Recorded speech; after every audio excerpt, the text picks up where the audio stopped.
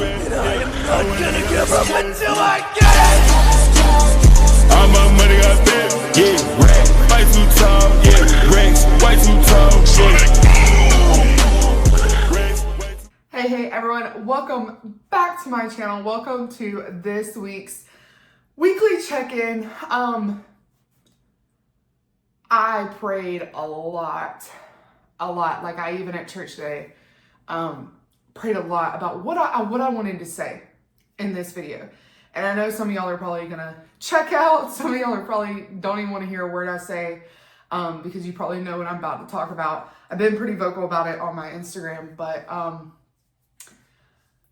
this week has been one of the hardest weeks ever. As you know, or most of y'all would know, Charlie Kirk was assassinated on September 10th.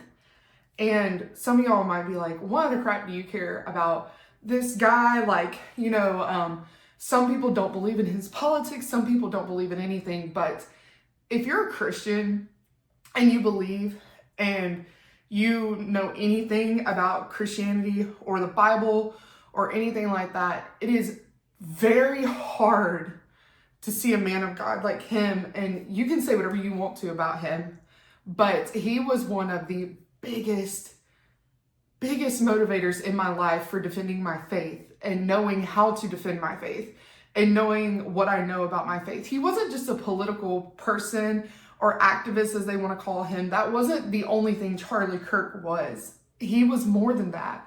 He taught women how to be, you know, good wives. He taught men how to be good husbands. He taught us how to defend our faith, how being a Christian could be inspirational. Being a Christian is not something that you should hide and keep to yourself.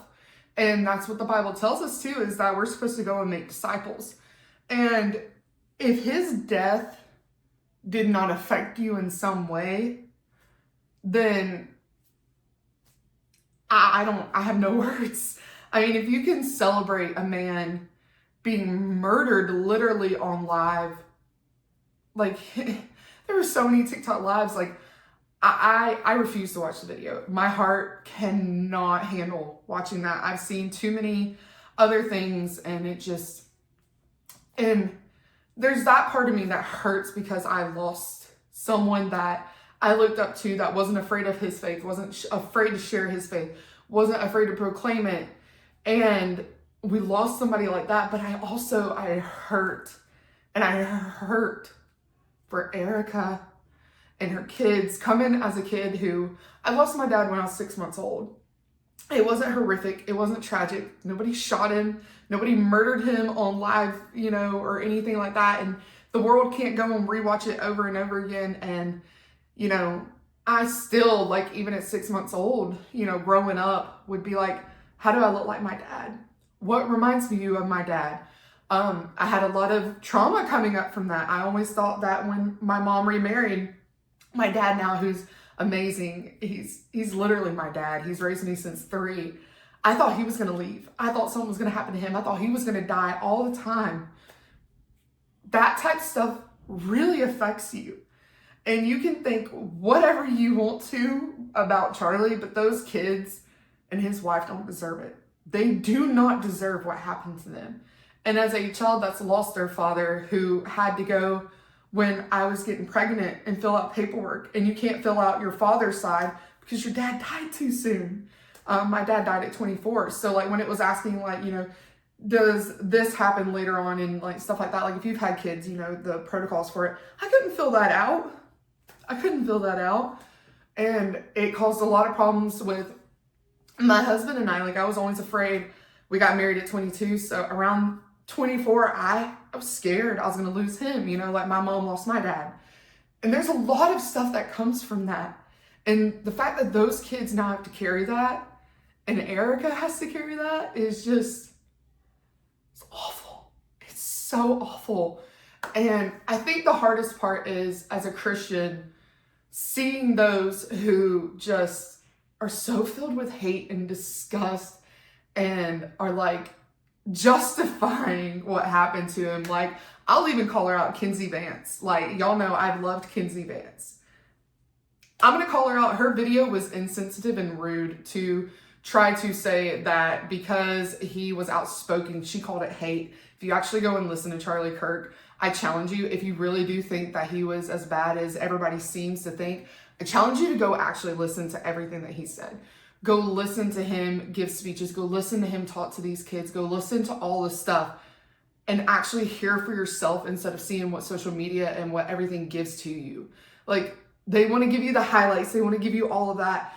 And it's just, it's so disgusting when somebody can get on her platform as big as she is and say that if you keep spewing hate, that's what could happen. No, ma'am. No, ma'am. No, ma'am. No. We're in a day and time now. And I feel like this is my platform. This is where I can speak the way I want to. There is a line in the sand now. And I feel like I need to stand where I stand. And I know that y'all know where I stand when it comes to my faith. I believe in God. I believe Jesus Christ is King. I know where I'm going. I know where my kids are going. I know everything. And that's what gives me peace about it. But this world is just so evil, and it's so sad that we have to send our kids to school and be afraid. And it's so uncertain. It's so uncertain, but I just can't stand for creators to use their platform to spread even more hate. Like, making that video is spreading more hate. I can't do it. I can't stand back and just not say something. I mean, I felt this tug on my heart, and I kept hearing, you know, I didn't want to say anything, right? I wanted to keep my mouth shut. I wanted to just go with the flow, you know, and God kept pulling on my heart, and I felt this burning. And I literally, if you can tell, like, I have anxiety talking about this, but I felt this burning in my chest that, Danielle, I gave you this platform. You prayed for this platform. You told me that if I blessed it, you know, you'll make it grow. And how dare I not stand up for my faith and not stand up for what is right, that I feel like. Everybody has opinions, just like everybody has buttholes. You can have your opinion, and I will still love you till the day I die. I will love you till the day I die. But we can have difference of opinions and not do what just happened. And I feel like this world, that's what we need, is love. We need to be able to have conversations. And that's one thing that is so powerful that, you know, a lot of people are sharing is when you stop talking is when violence happens. And if you're not willing to come to the table and talk and, you know, be able to speak to other people with respect, even though you have a difference of opinion, be able to speak with respect, you know, it just, I don't know. But it's a very, very sad world. It's a very, very sad world. And I understand. I know people say that cliche, like, if I lose people, I lose people. If I lose people, I lose people.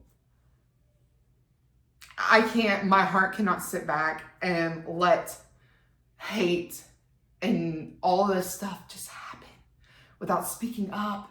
We've got to start speaking up about this stuff and calling people out.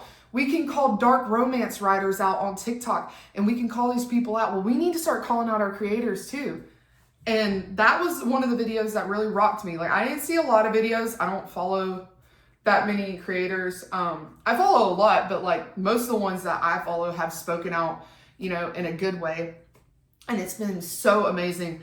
But that video, I'm sorry, like, if y'all are Kinsey Vance followers and y'all like her, I'm sorry. That was insensitive. And I can't just sit here and not act like it. Like, it's just, I have to. But anyways, on a lighter note, we know where Charlie is. We know where his faith is. And his wife is a freaking rock star.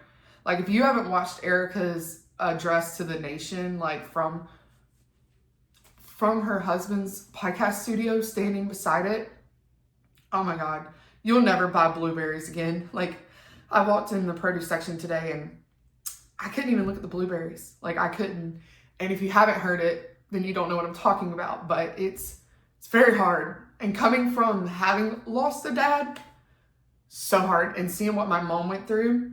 If it wasn't for God, me and my mom wouldn't be where we are. I'll be completely honest. My mom still stayed in church through everything.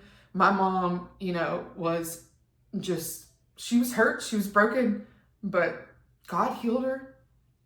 God healed her. God put another man in her life who was her high school sweetheart, which is kind of funny. It's a full circle moment. And now my dad now is a pastor. His dad was a pastor. And I think that's what makes me even more scared but I'm not scared at the same time because I know God's in control and he's got a plan and everything works out for the glory of his good. So it's going to be okay. But also knowing, I have friends that are pastors. I have a dad who's a pastor, So anyway, but it's going to be okay. It's going to be okay. God's in control. God knows what's going on. God knows there's a plan. It's all going to be okay. So if you're scared, if you're having anxiety, if you're super sad, if you cried for 3 days straight like I did, if you checked your kids out of school like I did, it's okay. It's okay. It's okay to grieve, and it's okay to feel hurt, and it's okay to feel anger. It's okay to feel confusion, and it's okay to ask questions and challenge something that, you believe or don't believe. That's how we become stronger in our faith. That's how we become stronger in our faith. But anyways, I had to get that out of the way. And, if I'm not for you, that's okay. That's okay. But I really needed to say that. I really needed to say that. And it's scary. And even just sitting here now, like I'm having a full blown anxiety attack because I'm like, how is this going to be perceived? And, I prayed like, God, let what I say in my words do what it's supposed to and move the way it's supposed to. And so anyways, going into this week was very, very, very hard with everything going on. Super stressed, cried a lot. I stuck to my meal plan. My meal plan is fantastic. I've had a super, super abundant amount of energy, and it's really helped because the carb cycling, having the high days, the low days, it was really, really cool. It was really neat to see my weight. On the high days where I'm getting a lot more food, my weight went down. It was so cool. I actually, up until Wednesday when everything kind of happened, Wednesday I was at 234.1, which was so cool. That would have been like a 2.5 pound loss, right? And then my body is very sensitive to cortisol, being upset, stuff like that. So being upset for the 3 days, my body kind of just was like, eh. And we ended the week out at 236.3, which is still a 0.3 loss. I will take it.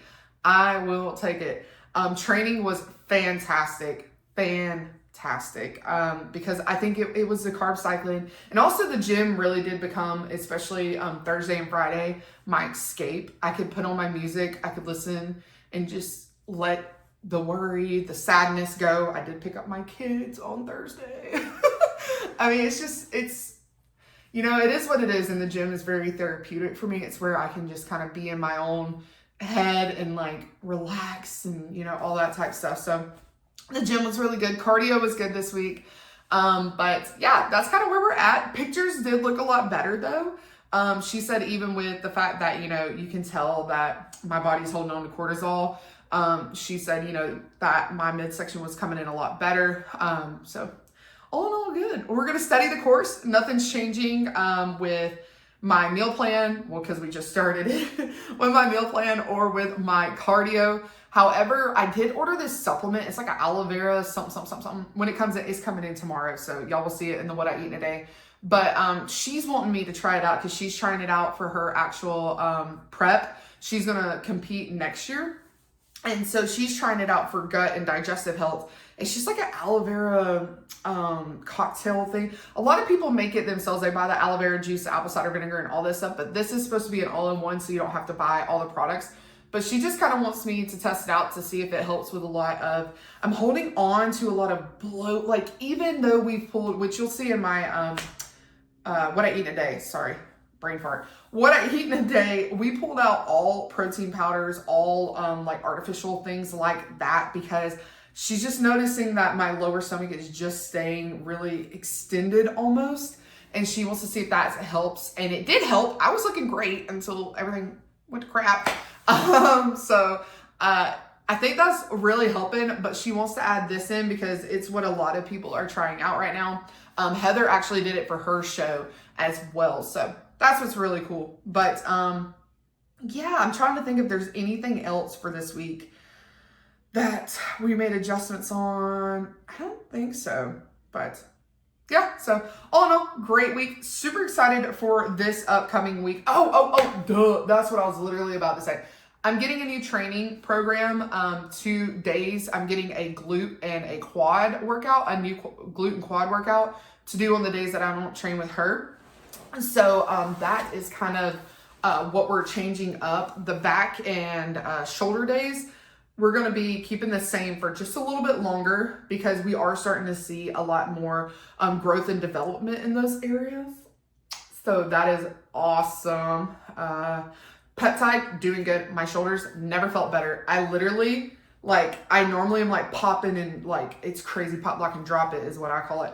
But my shoulders are doing great. I think I still have 2 more weeks on the peptide, if I'm not mistaken. Can't really count in my head. Y'all know, counting in my head is not the best thing to do. And so anyways, but yeah, it's been a great week. Besides, but anyways, but to end this video, I just want y'all to know, if you listen to it all the way through and everything, I hope you hear my heart. I hope you know I love you. I hope you know God loves you. I hope you know if you ever have any questions, any prayer requests, anything like that, I am always here for you. I'm always willing to pray with you.